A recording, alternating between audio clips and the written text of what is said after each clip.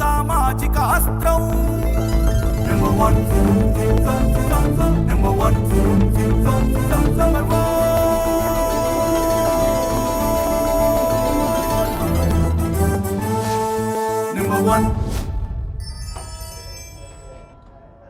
Welcome to number 1 news. This is Shravani. బంతి వేస్తే 4 లేదా 6 ఇది మంగళవారం నాడు జరిగిన అహ్మదాబాద్లోని నరేంద్ర మోడీ స్టేడియం వేదికగా గుజరాత్ టైటన్స్ మధ్య జరిగిన మ్యాచ్ తీరు ఇరు జట్లు తగ్గేదే లేదు అన్నట్లుగా షాట్స్ కొట్టేందుకు పోటీ పడ్డారు.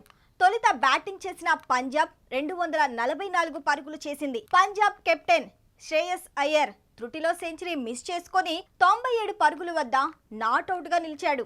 245 పరుగుల లక్ష్యంతో బరిలోకి దిగిన గుజరాత్ 20 ఓవర్లలో 232 పరుగులు చేసి 11 పరుగుల తేడాతో ఓడింది.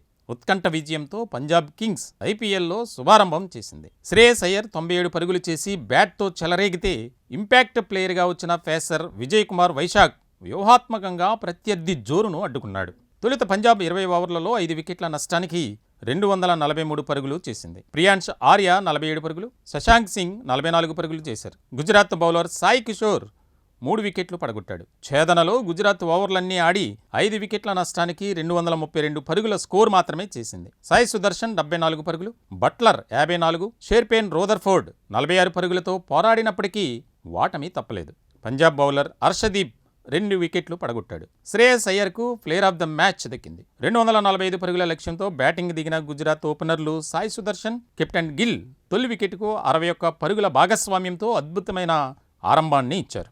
అనంతరం బట్లర్తో కలిసి సుదర్శన్ స్కోర్ బోర్డును నడిపించాడు. ఈ క్రమంలో 10వ ఓవర్లో సుదర్శన్ అర్ధశతకం పూర్తి చేసుకోగా గుజరాత్ స్కోర్ సెంచరీ దాటింది. రోదర్ఫోర్డ్ కూడా దాటిగా ఆడడంతో టైటాన్స్ గెలుపు ఖాయమనిపించింది. కానీ 15వ ఓవర్లలో వైశాఖ్ బౌలింగ్కు వచ్చి గుజరాత్ విజయాన్ని లాగేసుకున్నాడు. ఆఖరి ఓవర్లో గుజరాత్ గెలుపునకు 27 పరుగులు కావలసిన దశలో తవేటియా రోదర్ఫోర్డ్ను అవుట్ చేసిన హర్షదీప్ పంజాబ్ను గెలిపించాడు.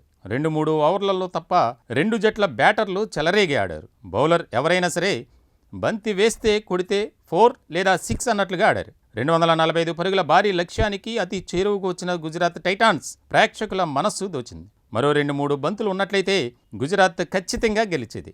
అలాగే పంజాబ్ బ్యాటర్ శశాంక్ ఆఖరి ఓవర్లలో గుజరాత్ బౌలర్లను ఓచకోత కోశాడు. అతని ఆట తీరి చూసి కెప్టెన్ శ్రేయస్ అయ్యర్ 97 పరుగుల వద్ద ఉండి కూడా తన సెంచరీ వదిలేసి అతనినే ఆడమని చెప్పాడంటే శశాంక్ ఎంతగా చెలరేగి ఆడాడో అర్థమవుతుంది.